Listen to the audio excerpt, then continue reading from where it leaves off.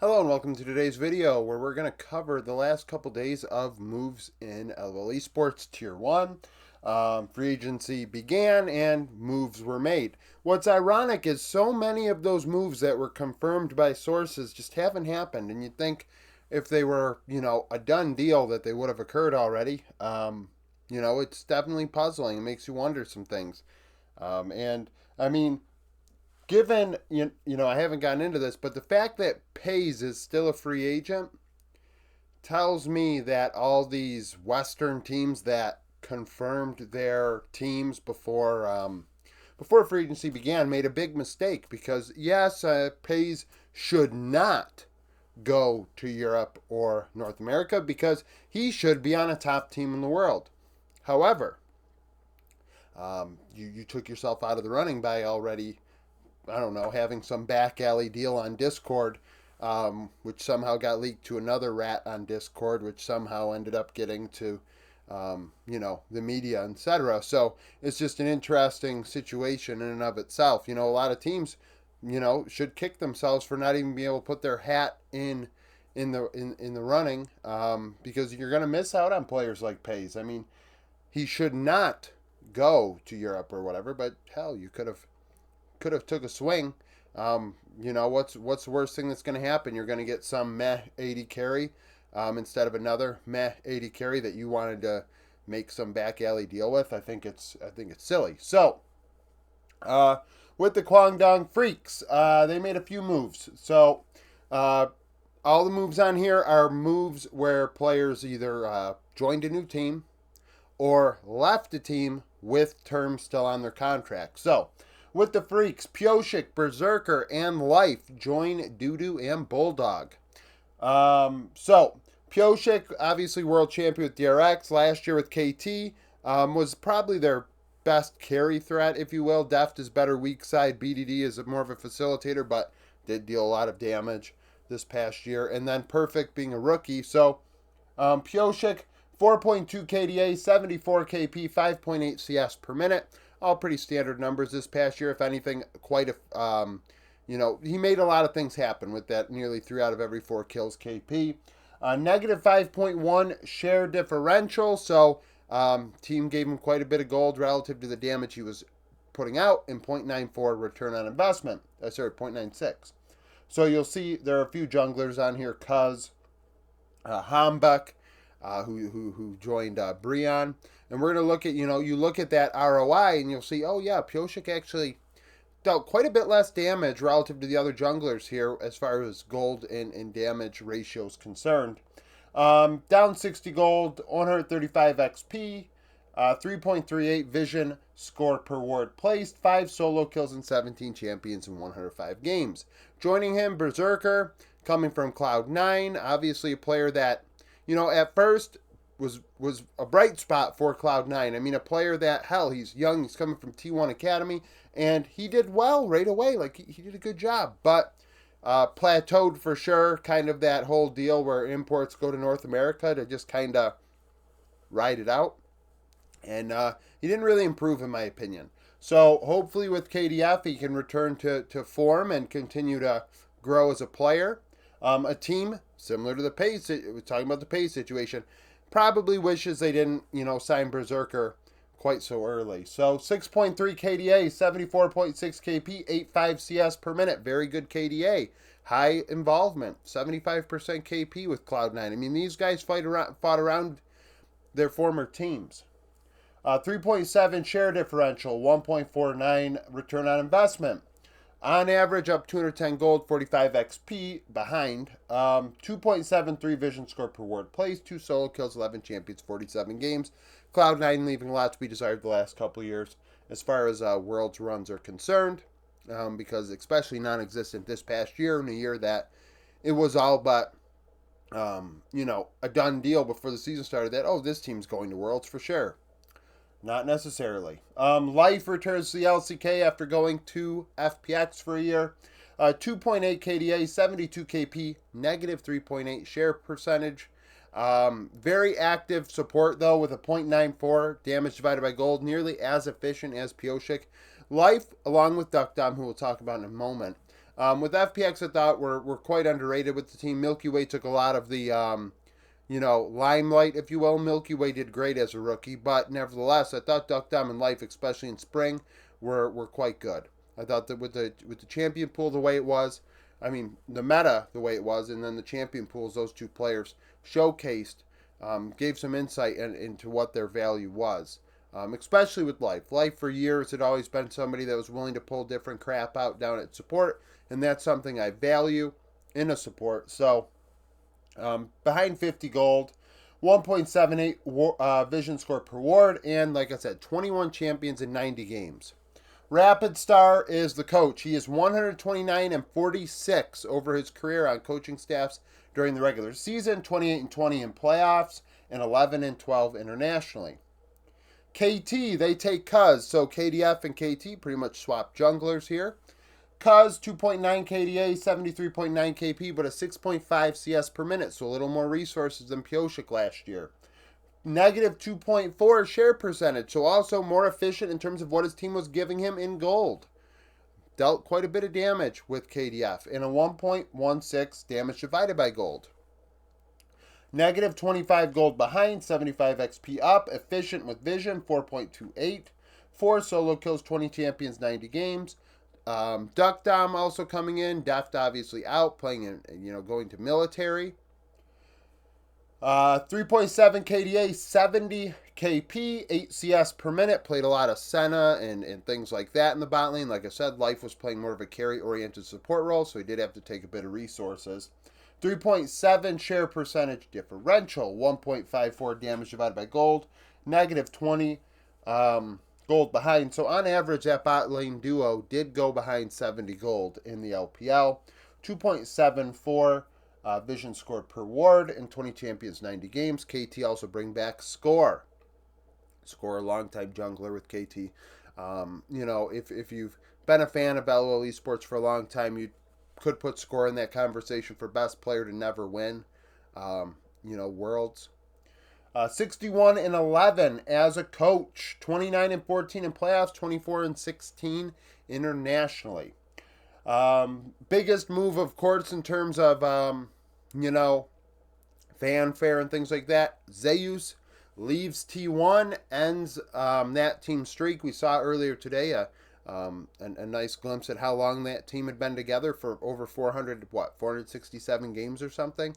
That's why I value that roster so much, the longevity and the continued success year after year at Worlds and even etc. I mean, hell, you don't find teams that stick together that long, and in part, I think that is a massive value. That's more important to me than, a team that may do good one year, like they could win, MSI, Worlds, and win one split and lose the other or something, and hell, it's one season and one whole meta there, it's season's meta, but can they stick together for the next year? No? Well, then, hell.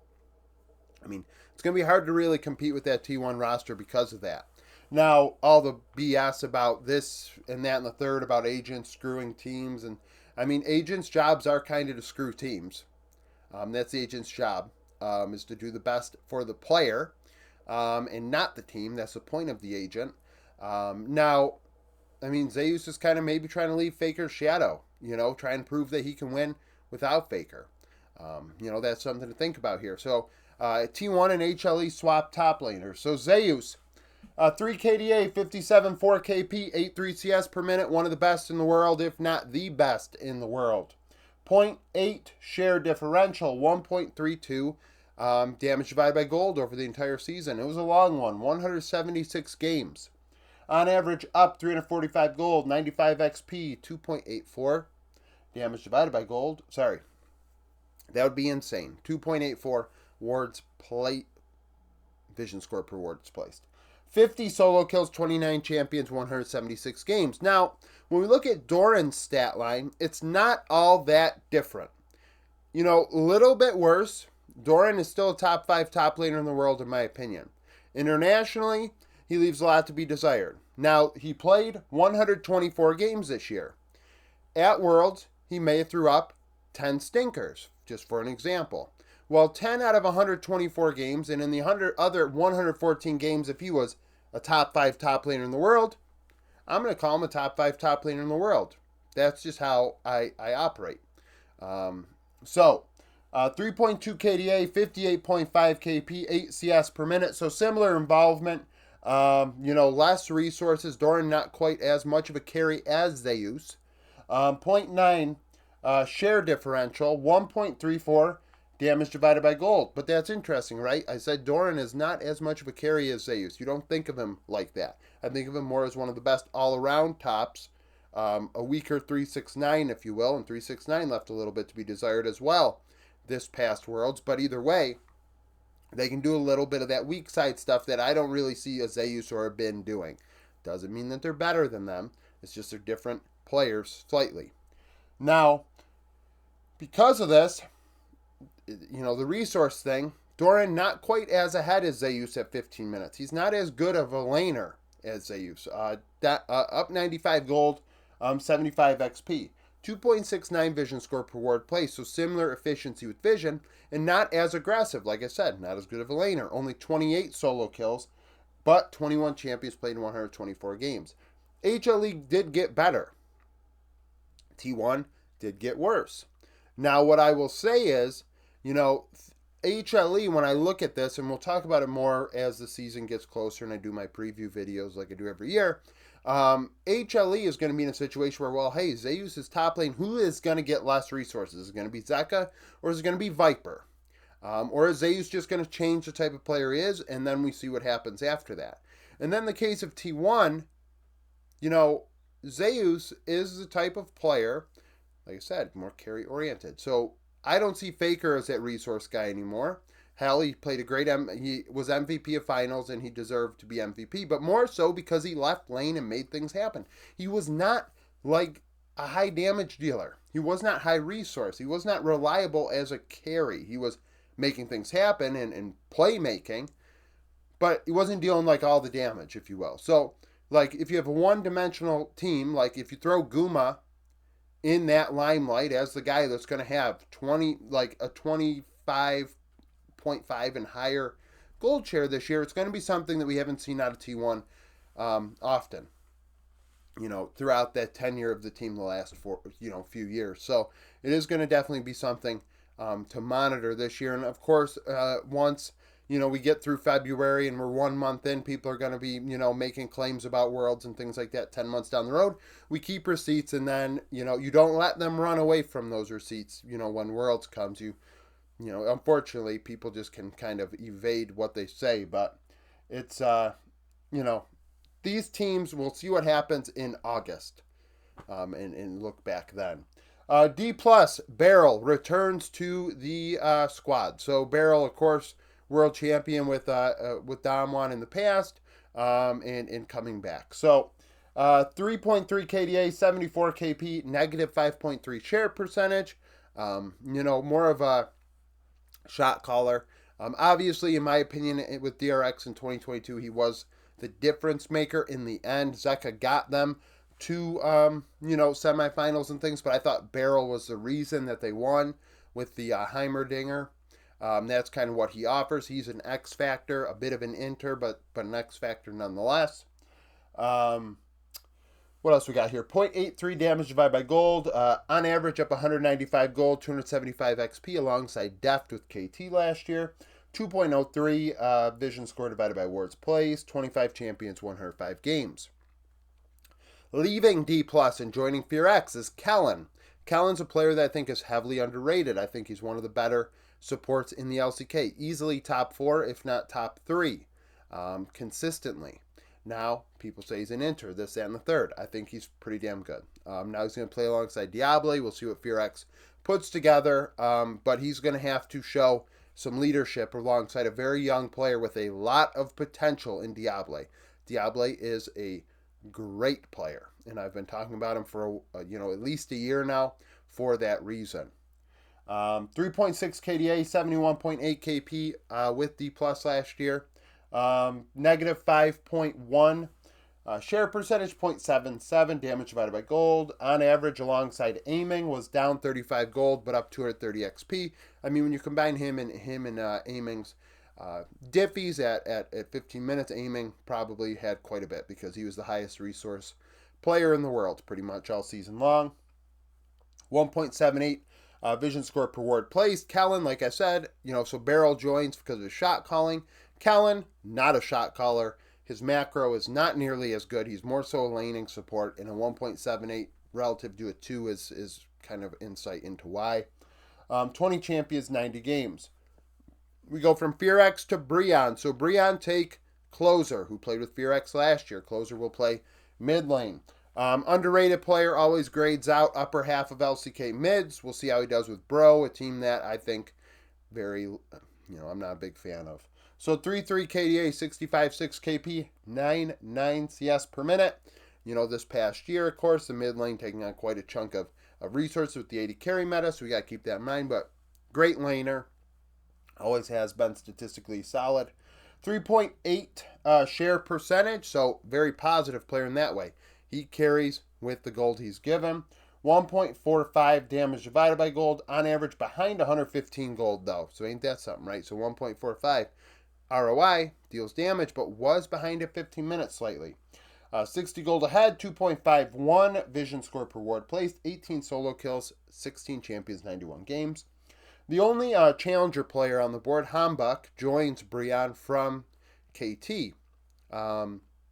Some people are a fan of him. Maybe he has potential. I think he's 22 years old. I do wonder where Willer is going, because Willer, I think, should be on a main roster this year. But as the spots fill up, it is an unfortunate reality. So Hambuk, solid player. I mean, these stats probably warrant an opportunity. I mean, I haven't looked at Challenger to really look at... Well, I did the prospect video, but he would have been older than the line in the sand, if you will. But nevertheless, it is a situation where I wonder where he ranked in these stats relative to others. If he was overly dominant at that level to warrant this opportunity. KT were a great team in general. They have a mid laner that's disgusting in Zinni. And that makes the job for a jungler pretty easy. The bot lane duo of Hype and Wei were very good. KT had one of the best challenger or even tier 2 rosters in the world this past season. So 4.6 KDA, 70 KP, 6 CS per minute, all very standard. Good KDA, negative 4.1 share percentage. I mean, he's a jungler, that's going to happen. 1.14 ROI, very similar to Cuz. So, efficient in terms of the meta. And we will say, I had 355 gold, 310 XP. So he was on average ahead of his opponent. Every game he went even. There was a game he was up 710 gold, and that is a difference in the jungle role. 3.97 vision score per ward placed, 13 solo kills, 16 champions played in 118 games. Lastly, we have Gen.G. So we'll keep it going. Duro leaves FearX and joins Gen.G. He replaces Lahens.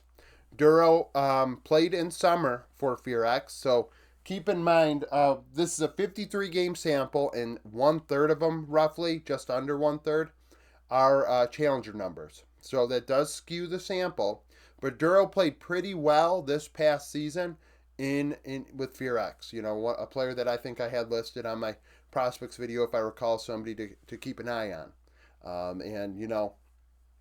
I think given who he's playing with on Gen.G this year, I don't think he's going to be... I mean, he'll be a scapegoat for fans that don't know anything, but in terms of leadership, he has it in spades around him, and a great opportunity to get his career really, really going. So 2.6 KDA, 70.2 KP, negative 7.3 share percentage. So in summer, the meta really shifted for supports to more of a traditional support role, and that's why it was negative 7. I mean, he's a true support with a 0.57 damage divided by gold. I mean, very traditional, which is good alongside a player like Ruler. Down 155 gold. He was playing with Henna with FearX also. So that's, a lot worse than Ruler. So down 155 gold, 285 XP, 1.88 vision score per ward placed, 13 champions, 53 games, and then Ruler, returning to Gen.G after a couple of years as JDG. That is what it is, right? It is what it is. He returns home. It is definitely an interesting decision by Gen.G to go with Ruler instead of Pays. It's definitely a win now. move. They must think Pace was never going to get it done or wasn't going to get it done anytime soon in the time that they had Chovy, Canyon, and Keene. Maybe those guys were going to leave if Ruler was not the choice. I mean, it's definitely an interesting one, and we'll see what happens. Gen.G still on paper have one of the best rosters in the world, so that is a thing. 5.1 KDA, 65.2 KP, 9.9 CS per minute. 3.6 share percentage differential, 1.47 damage divided by gold. On average, up 275 gold, 3.21 vision score per ward placed, and 15 champions, 113 games, with J.D.G alongside missing one of the best bot lane duos in the world. Ruler in the conversation for best AD carry in the world. In my opinion, I think it is he's easily top 3 Viper Elk him, and then you just figure out how you want to arrange it. So Gen.G obviously are in a good spot. So LCK, a lot of moves so far. Now on to the rest. All right. So sources say not many moves happened in the West. After free agency began. I don't know what happened. Maybe the fax machines aren't working for these organizations. They can't get those verbal agreements and handshakes done in time. So, Giant X, Gyotto is the coach. So, Gyotto, longtime LEC and LCS coach, 109-97 regular season record and 37-46 in playoffs, not getting to an international event outside of like Rift Rivals. They did win Rift Rivals, but it was Rift Rivals. Patrick, longtime Excel player, played with Giants X last year and left the squad. So, 3.5 KDA, 73 KP, 8.9 CS per minute. The team fought around him. He played alongside Ignar. Patrick is definitely a player that probably should have been passed over a while ago. 4 share differential, so dealing more damage than the Goldies receiving, which is nice. 1.46 ROI. We looked at a player like Ruler just now. That is pretty much standard.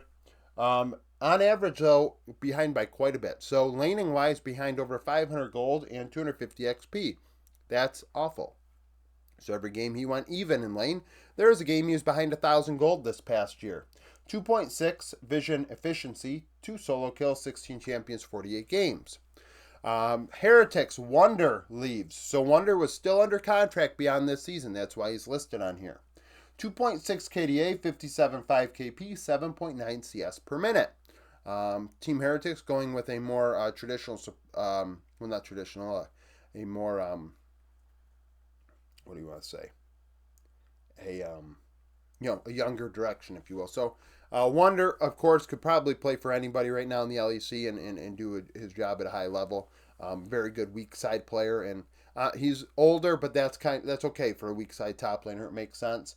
1.8 share differential, 1.25 damage divided by gold. You think of like Doran and Zeus that we just went over. Their share differentials weren't as high, so Wonder doing more with what he's given than those guys as far as what the team's giving him versus what he gives back.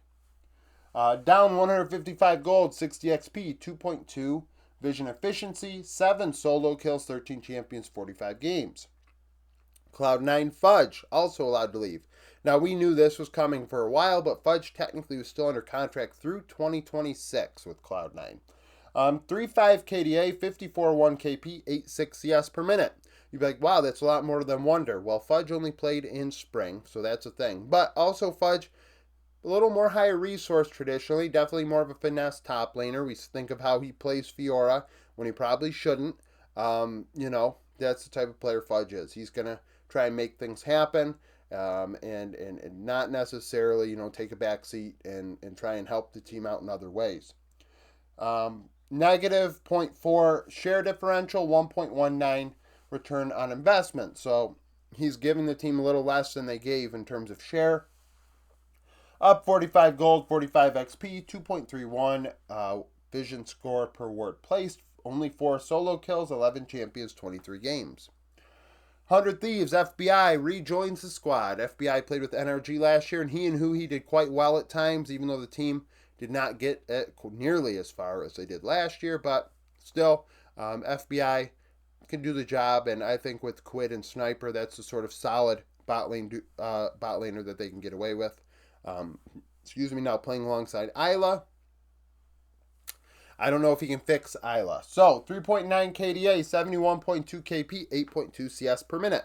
Senna, of course, a big pick for FBI. Seraphine, we think about that with who when he played with the 100 Thieves all these years. So that is no shock. 5.8 share differential because of all that little CS and still dealing quite a bit of damage. He was one of the more team efficient 80 carries out there. 1.73 damage divided by gold as well. So we look at Patrick, 1.46. Ruler, 1.47. What else behind me? Well, we got Duck Down, 1.54. Berserker, 1.49. FBI, 1.73. See, I had to point all over the damn board. There's glares coming off of here. So 1.73. Much more efficient when it came to damage per gold. Negative 165 gold at 15 minutes. That's going to happen with all the Senna games. 30 XP ahead, 2.31 vision efficiency. 2 solo kills, 13 champions, 44 games. And then a minor, well, not a minor region move. It's not minor region anymore. An APAC move. Hosmed leaves Team Wales. He was still under contract. Team Wales is one of the 8 teams that will be in APAC as of the moment. Hosmed we saw play with Saigon Buffalo at international events in the past. We've seen him play. So, one of the better Vietnamese top laners out there, one of the better APAC top laners at this point. 2.3 CS per 2.3 KDA, 50 KP, 8.3 CS per minute. So fought in half of his team's fights, died quite a bit, very aggressive player. 4.1 share differential, 1.59 return on investment. That is very team efficient, a 4% share differential. So gold was really going elsewhere, or damage wasn't coming from anywhere else. It's definitely a one or the other situation. 160 gold ahead, 10 XP, 2.67 vision efficiency, 38 solo kills in 16 champions played in 69 games. So Hosmet's going to find a home somewhere, I imagine. But nonetheless, we do include APAC now that it's, I would say LCK, LPL are the 2 majors, and then Americas, LEC, and APAC, the 3 minor regions. But I'll get used to that eventually. So thank you for watching. If you liked the video, like it, subscribe to the channel for daily League of Legends content. Follow me on Twitter, join the Discord, become a YouTube supporter, and hope to see you again tomorrow.